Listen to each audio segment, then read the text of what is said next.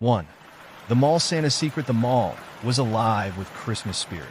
The giant tree in the center sparkled with ornaments, and children lined up eagerly to sit on Santa's lap. Sophie, a college student on break, reluctantly agreed to take her little brother, Max, to see Santa. Max had been pestering her for weeks, so she gave in. Santa Claus sat in his oversized chair, his red suit pristine, his snowy beard curled to perfection. But something about him unsettled Sophie. His smile was too wide, his eyes too focused. When it was their turn, Max ran up and hopped on Santa's lap. "What would you like for Christmas, little boy?" Santa asked, his voice smooth yet eerily cold. Max rattled off his wish list, oblivious to the tension Sophie felt. When the picture was taken, Santa handed Max a candy cane.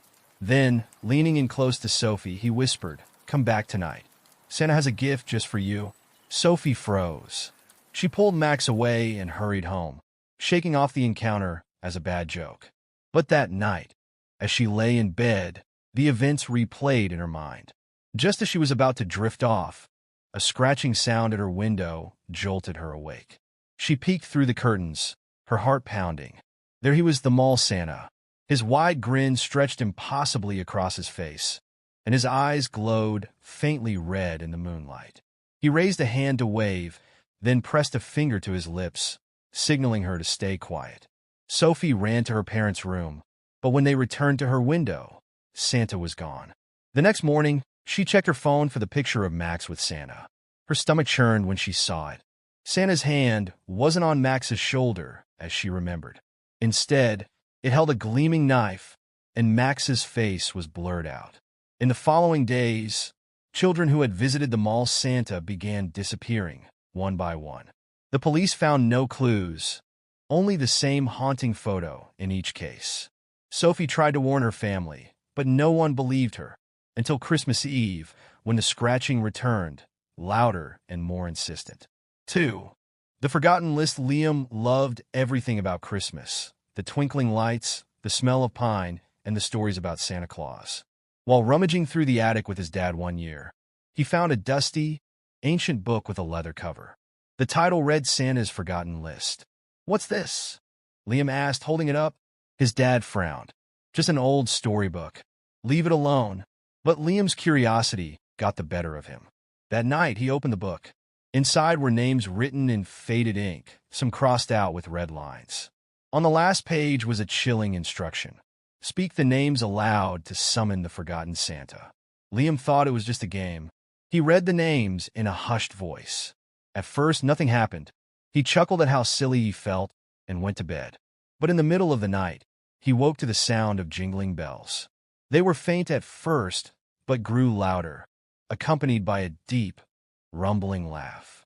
"Ho, ho, ho," echoed through the house. Liam crept downstairs. The Christmas tree lights flickered, and the room filled with the scent of burning wood. By the fireplace stood a grotesque figure, a towering man in a tattered red suit, his beard matted with dirt and ash. His eyes glowed an unnatural red. "You called me, boy," the figure growled. "And now I've come to collect." Liam screamed and ran back to his room, but when he returned with his parents, the figure was gone. In its place was a single gift box, wrapped in black paper. Inside was a list of names, his family's, each marked with a red line. Over the next week, Liam's parents disappeared, leaving no trace. Each night, he heard the bells and laughter growing closer. By New Year's Eve, Liam was alone, the last name on the list. 3. The Chimney Stalker. Emily's family had a strict Christmas tradition. They left cookies and milk for Santa by the fireplace every Christmas Eve. This year was no different, but something felt off to Emily. The weather was colder than usual. The wind howled ominously, and the fireplace crackled with an intensity she hadn't seen before. As the clock struck midnight, Emily was jolted awake by the sound of something scraping against the roof. She listened, heart pounding. Then came the heavy thud of footsteps above. "Santa," she whispered, trying to convince herself it was her imagination. Suddenly, soot began falling from the chimney. Emily froze as a long, bony hand reached down, followed by another. The figure that emerged was not the jolly Santa she had imagined. It was emaciated, its skin pale and stretched tight over its bones. Its red suit was torn and blood-stained, and its face was a hollow, gaping void. Ho, ho, ho, it rasped, its voice like nails on a chalkboard.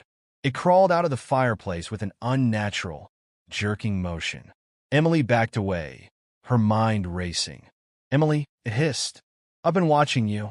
It lunged, and Emily screamed, running to her parents' room. They didn't believe her until they saw the claw marks scorched into the walls near the chimney. The next morning, the cookies and milk were untouched, but a single note lay on the plate. You can't escape next Christmas.